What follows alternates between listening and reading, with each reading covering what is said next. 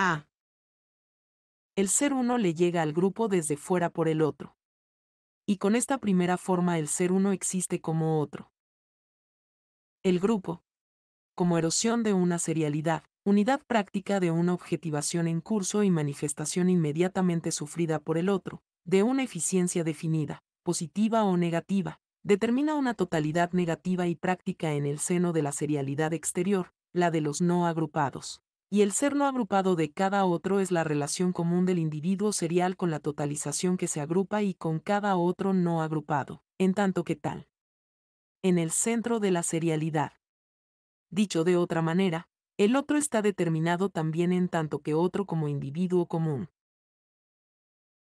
Desde luego que, a propósito de un grupo histórico definido, solo las circunstancias deciden si la totalidad inducida en la serialidad es una significación perfectamente abstracta o si la relación del no agrupado serial con el agrupado es una relación práctica y concreta. La constitución práctica de asociaciones cuyo objetivo es la colombofilia o la numismática, solo puede suscitar una unidad negativa en los no agrupados, si es que lo logra, de una manera muy abstracta. Se trata aquí de una determinación lógica. Por el contrario, la constitución de una milicia fascista organizada y especializada en los golpes de mano, según las circunstancias, puede ser causa de la unidad negativa de la población no armada, el miedo, y hasta de reagrupamientos positivos y antifascistas. Pero sobre todo, un conjunto institucionalizado o casi institucionalizado. Dentro de algunas páginas veremos cómo el grupo engendra a la institución, cuando parece de una determinada utilidad pública, es decir, en el seno de una división del trabajo más o menos avanzada, cuando se encarga de una tarea definida de la que descarga a los otros. En tanto que de seriales, engendra una totalidad de dependencias en la fuga serial del otro, dicho de otra manera, determina los usufructuarios. Estos se pueden mantener en la recurrencia, los usufructuarios del correo, donde, en las circunstancias ya descritas, el grupo inductor puede suscitar al grupo inducido. El casi monopolio del Estado en cuanto a la enseñanza induce a la asociación de padres de alumnos, que responde a la comunidad práctica, segunda enseñanza. Al considerar esta nueva categoría, el no agrupado engendrado prácticamente por el grupo, vemos que puede tomar formas concretas muy diferentes. Tanto los voluntarios que desfilan armados, tras las primeras victorias de una insurrección y que se manifiestan a la población no combatiente, pero que en su mayoría les aprueba, como los que la defienden o la liberan, realizan una totalización lateral, cuya estructura pone en juego a otros grupos. En realidad, el ejército del rey, o los bandidos, son verdaderos grupos inductores y ya han totalizado a la población de un barrio, de una ciudad, por la empresa de exterminación. A partir de esta inducción, se ha constituido un grupo en la serialidad. Pero el conjunto pasivo, mujeres, niños, etc., se encuentra designado por una doble praxis contradictoria. El enemigo, por lo menos, es el fin interiorizado por la certeza concreta del pueblo, y además esta certeza siempre es la verdad. Ya veremos con qué sentido, totaliza por el vacío. Toda ciudad será arrasada. El grupo que se opone al enemigo totaliza por negación de negación. Pero al mismo tiempo, como negación totalizadora suscitada por la negación externa y oponiéndose a ella, reconstituye contra los exterminadores a la totalidad negativa de los no combatientes en serialidad de impotencia. Serán los que defiende. Pero su relación en el seno de la ciudad sigue siendo la reunión inerte o la soledad molecular. Ambos estatutos existen, según que el ama de casa, cuyo marido está en las murallas o en las fortificaciones, forme cola delante de las tiendas de productos alimenticios, o según trate, en su vivienda, de asegurar la vida de la familia en condiciones más difíciles cada día. Sin embargo, esta serialidad frecuentada por una unidad pasiva e inducida, sufre por eso mismo una modificación determinada. La prueba es que, si se agravan las circunstancias, se puede integrar con los grupos de defensa otra capa de la población, y se pueden organizar otros para sostener al primero, comité sanitario, comité de provisiones, etc. La primera unidad de no combatientes es la unidad de los que sufren su serialidad, y esta serialidad concebida como sufrida, como impotencia socializada, equivale al principio de una toma de conciencia de la recurrencia y de la alteridad. Por el contrario, el correo, como servicio público que funciona permanentemente y sin atascamiento, constituye al usufructuario ante todo como exigencia serial, aunque su trabajo complejo y totalizador se vuelva un interés común para el público, es decir, la posibilidad fundamental de totalizarse para proteger o controlar el funcionamiento de este grupo organizado. De todas formas, y cualquiera que sea la relación inducida como tensión de la serialidad y de la unificación, la totalización del grupo es inductora para el conjunto social, que de momento consideramos como conjunto de grupos y de serialidades.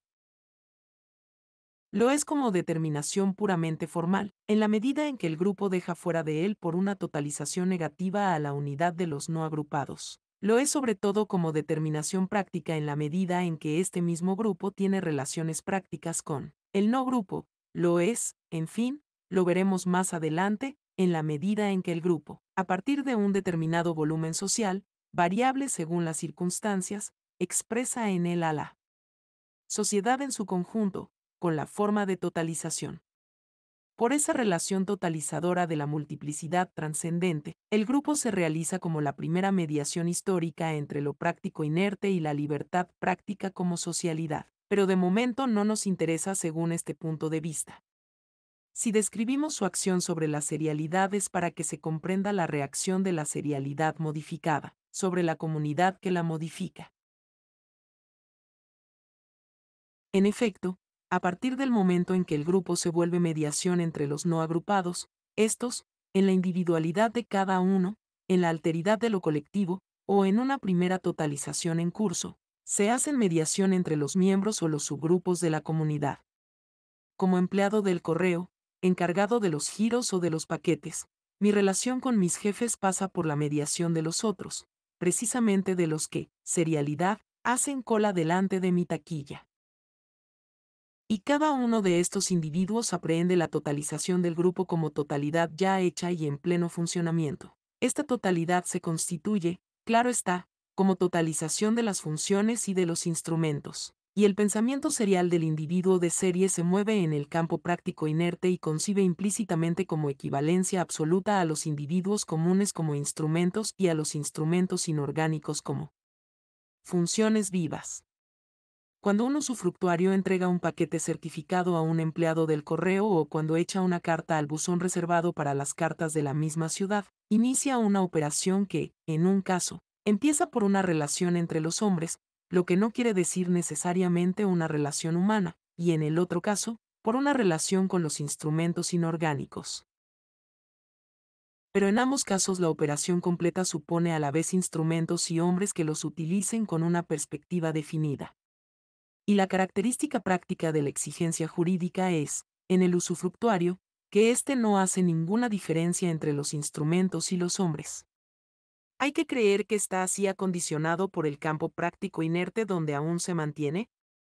Si no, está seguro de que su pensamiento práctico inerte, como interiorización de su impotencia, le dispone a aprender al grupo.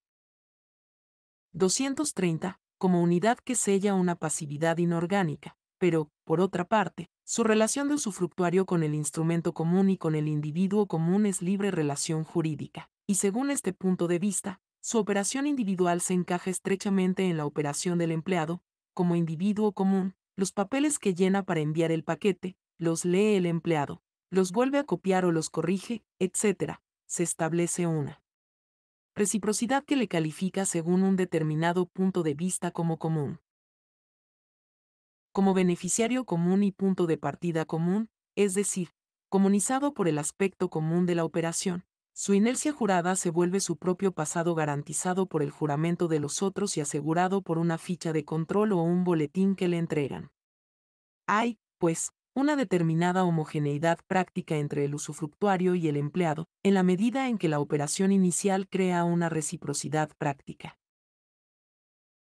A través de los límites reales y materiales en el sentido inorgánico, la taquilla del grupo, y une la exterioridad del usufructuario con la interioridad del empleado. Ahora bien, según el punto de vista de esta homogeneidad práctica, es decir, según el libre punto de vista de la fe jurada, el usufructuario descubre, en tanto que tal, en el seno del servicio, la unidad activa de los hombres y de los instrumentos. Esta vez la unidad se hace en el otro sentido, como disolución de la instrumentalidad y de la multiplicidad en el seno del acto. Es lo que se siente en cuanto se hace uno de los actos cotidianos en los que tiene que intervenir un servicio público, echar una carta al correo, en cierto sentido, para este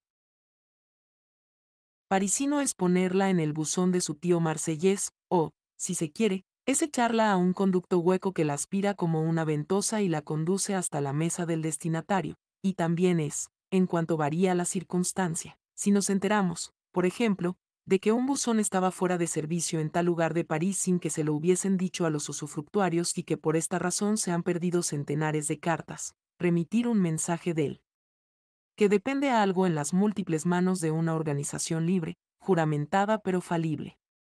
El correo es mi instrumento, alarga mi brazo como un bastón, una azada o una escoba, o es una libre acción jurada que me da un poder pero que también me puede engañar.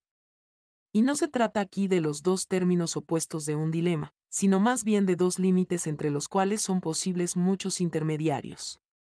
Y en cierta forma encontramos el proceso y la praxis tales y como los hemos definido más arriba. Sin embargo, en la medida en que la relación original es un poder. Poder del usufructuario sobre el grupo, poder del grupo organizado sobre la reunión inorgánica, el no agrupado aprehende a pesar de todos los dos aspectos, o la síntesis de los dos, a partir de una inercia jurada que constituye para su práctica el interior del grupo.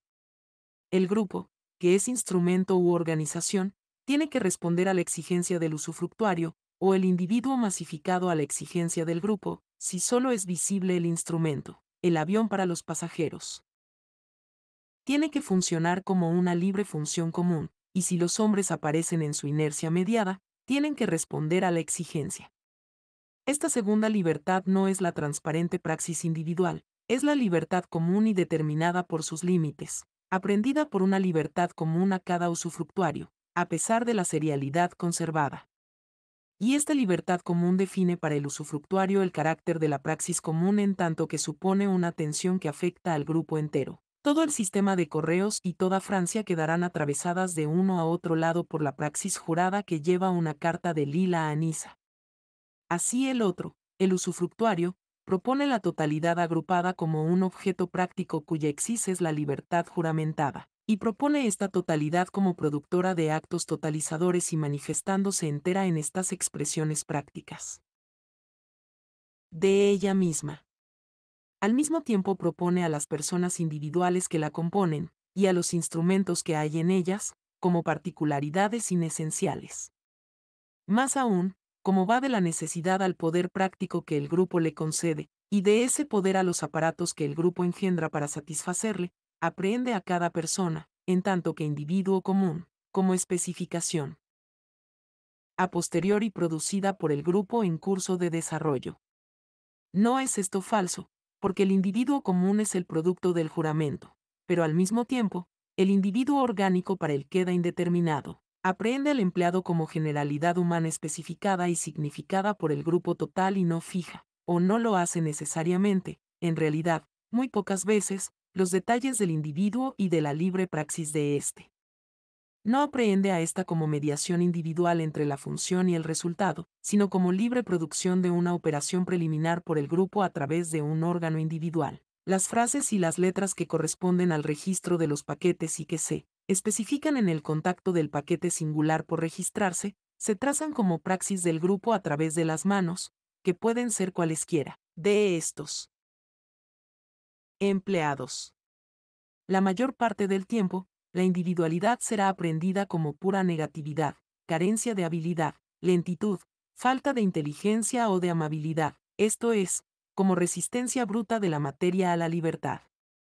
Por lo demás, se trata también aquí de una reciprocidad, fundada en general sobre la rareza del tiempo, sobre todo, porque en el momento en que la operación exigencia del usufructuario me constituye como producto inesencial de la comunidad y trata en mí a la función como línea de fuerza esencial de la totalidad en tanto que tal, yo, el empleado, le trato como miembro intercambiable de una serialidad que para mí solo existe como soporte de una exigencia precisa y general, o como miembro inesencial producido por una totalidad agrupada. Por ejemplo, para mí, Profesor, un representante de la Asociación de Padres de Alumnos. Sin duda que las relaciones entre el administrador y el usufructuario se pueden individualizar, es lo que ocurre, por ejemplo, cuando las operaciones recíprocas son frecuentes. Pero esta individualización hace que aparezca una libre reciprocidad sin ninguna relación práctica con los lazos prácticos y funcionales. Así, por la simple exigencia jurídica del cliente, del usufructuario, etc., el otro me disuelve en mi grupo como la parte en la totalidad, y disuelve a mi libre práctica en mi libertad jurídica de la praxis común. Constituye entonces esa totalidad que digiere y transforma las solicitaciones exteriores para responder con una operación totalizadora y totalizada como un ser en interioridad. En efecto, la estructura del grupo que tiene que corresponder al poder del usufructuario solo puede ser inercia jurada, por consiguiente el ser. Pero el ser concebido como norma, en tanto que contraparte de un poder. Así, desde un principio, vemos la identificación por el otro del ser y del deber ser, y esta identidad radical constituirá para el otro el estatuto ontológico del grupo organizado. Pero este ser exigido se constituye a través de las relaciones de interioridad, ya que el usufructuario forma parte del grupo, a través de su propia acción, como operación sintética definida por su fin y por la unidad de sus medios. De esta manera se resuelve la contradicción, ser norma, para el otro, el ser como inercia jurada se produce con la forma de totalidad, o, si se prefiere, la totalidad objeto no puede existir salvo si la sostiene la inercia inorgánica aprendida como ser. Invariable, pero esta totalidad inerte está estructurada en interioridad como norma de la libertad común. A partir de esta norma, la totalidad produce sus diferenciaciones no como intentos totalizadores, sino como expresiones diversas del todo totalizado. El ser del todo vivido en interioridad se vuelve esquema normativo que suscita la producción de operaciones totales, y las operaciones, como prácticas interiorizadas, producen a sus hombres y sus instrumentos. Para el usufructuario, el servicio público es un objeto que posee un interior.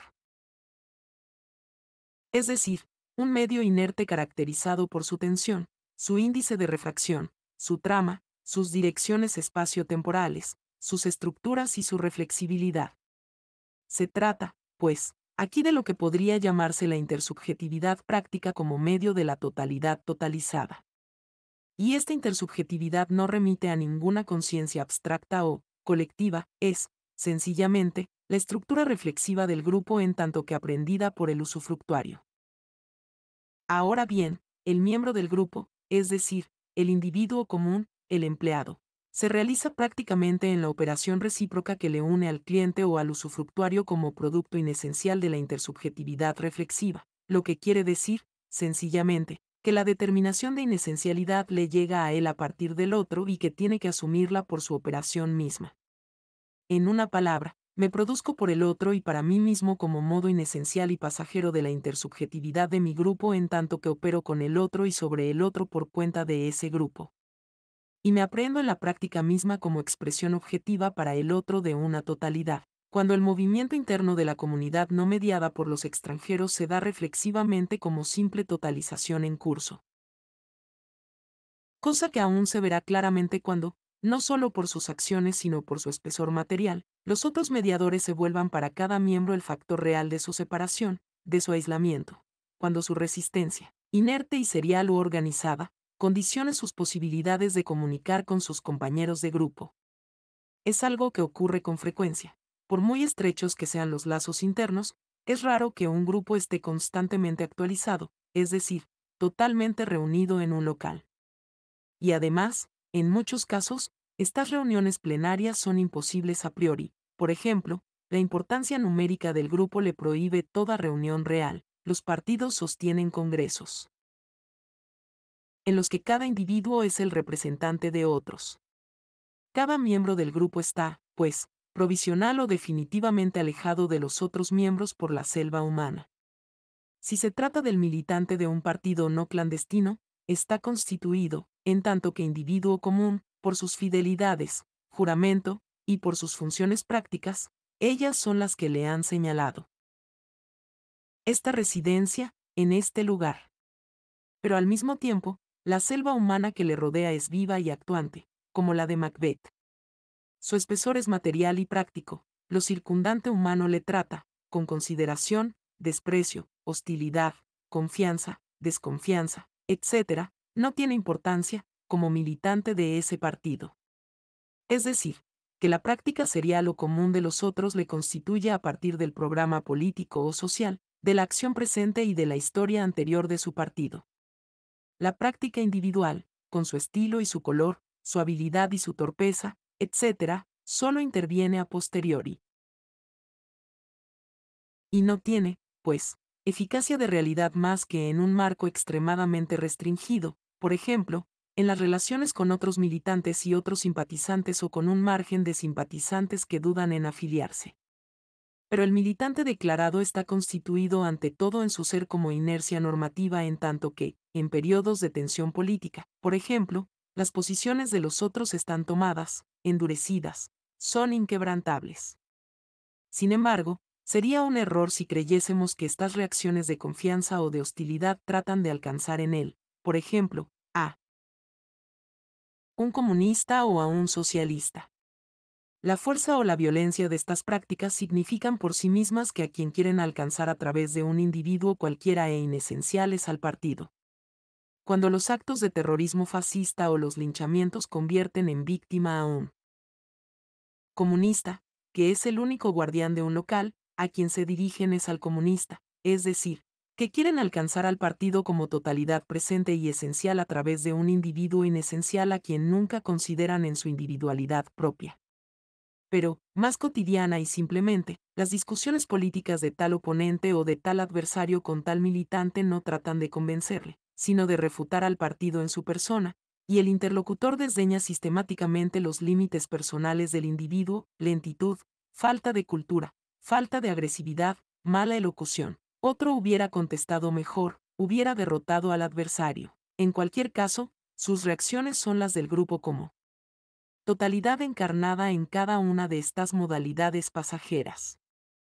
Inversamente, el militante se ve constreñido por esta separación práctica ejercida sobre él por el conjunto humano, a interiorizar esta relación de lo inesencial con lo esencial y de la parte con el todo. Se constituye él mismo como significante en la medida en que él aparece a todos como un significado. En efecto, se vuelve muy importante para la práctica común que no se pueda confundir su libre práctica individual con la praxis. Ya el partido en tanto que tal ni juzgar a esta por aquella. Y como la maniobra ordinaria de lo circundante consiste o en atravesar sin ver las características adquiridas del individuo para ir al partido como única realidad profunda suya, o por el contrario, en tomar rasgos individuales, desfallecimientos aislados, y en hacer con ellos la reacción común del grupo como totalidad. El militante aislado se dedica a disolver en él las características personales para hacerse únicamente presencia aquí del partido. En su totalidad. Poco importa que el militante sea rubio, tartamudo, inteligente o tonto, se hace.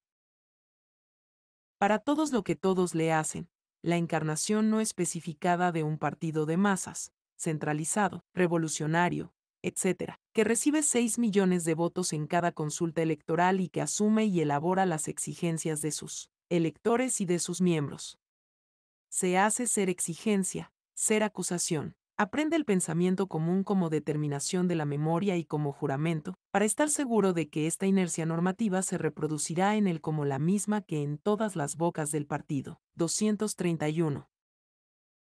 Pero esta transformación, que se opera concretamente por la presión de los otros, no es una iniciativa del individuo, sino que expresa lo que, por sus órganos de mediación, de enlace y dirección, y por cada subgrupo particular, células, comités, secciones, con cualquier nombre que se les dé, exige el grupo de cada uno de sus miembros en tanto que todos son solitarios en estado de sitio.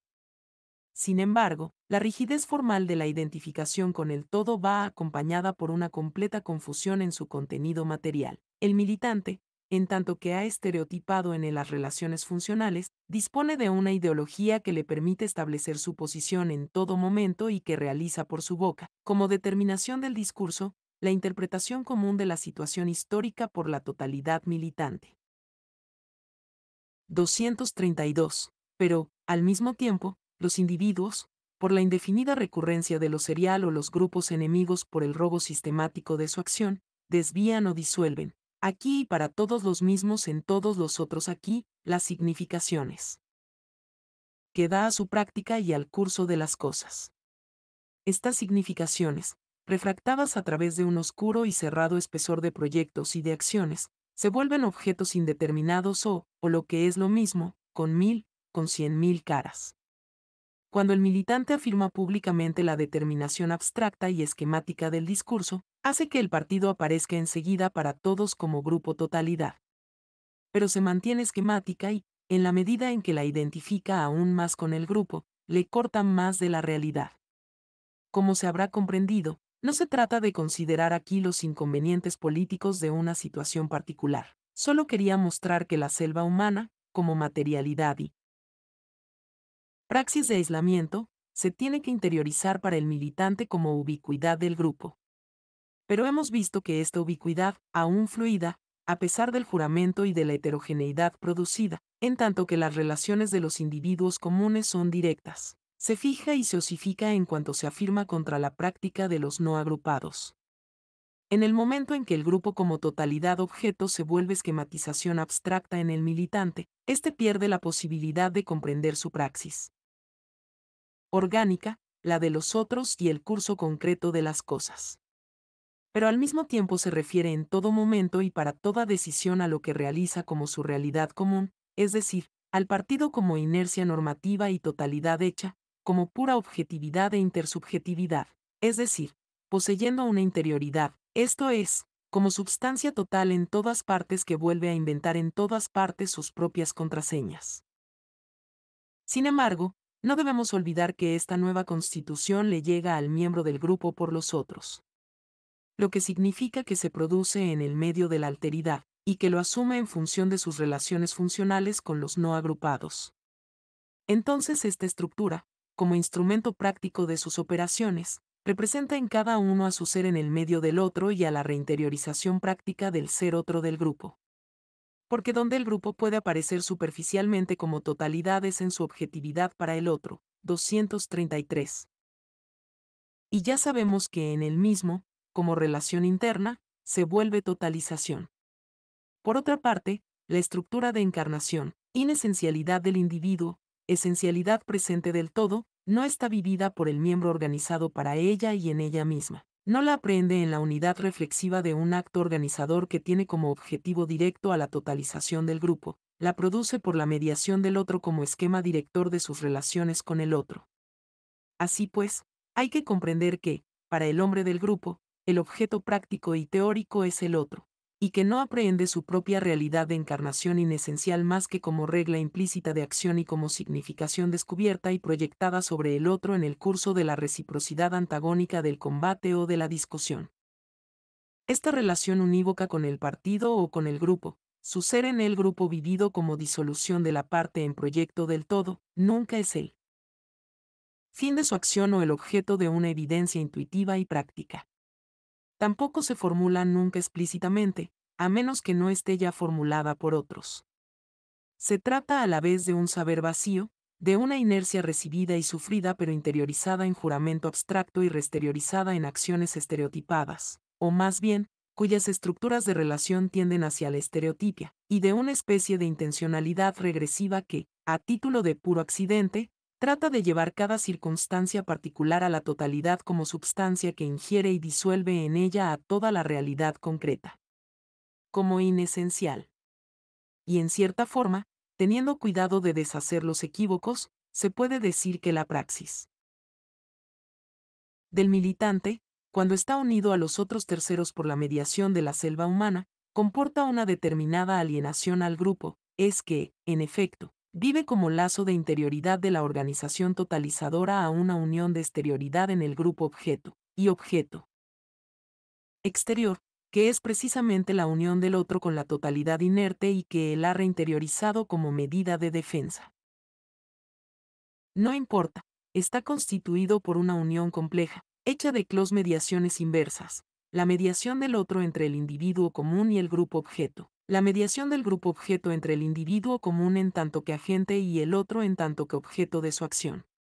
Y el sentido abstracto de esta unión, como intención vacía, inerte y formal, sigue siendo fundamental. Al remontamos a través de las prácticas cotidianas de la gente hacia la inercia jurada, indica la inmanencia del individuo con la totalidad intersubjetiva, es decir, la sujeción del modo en la substancia o, con otras palabras, la fusión de los organismos individuales en un hiperorganismo, como el porvenir por realizarse desde el momento en que el grupo en tanto que tal quedará totalmente reunido.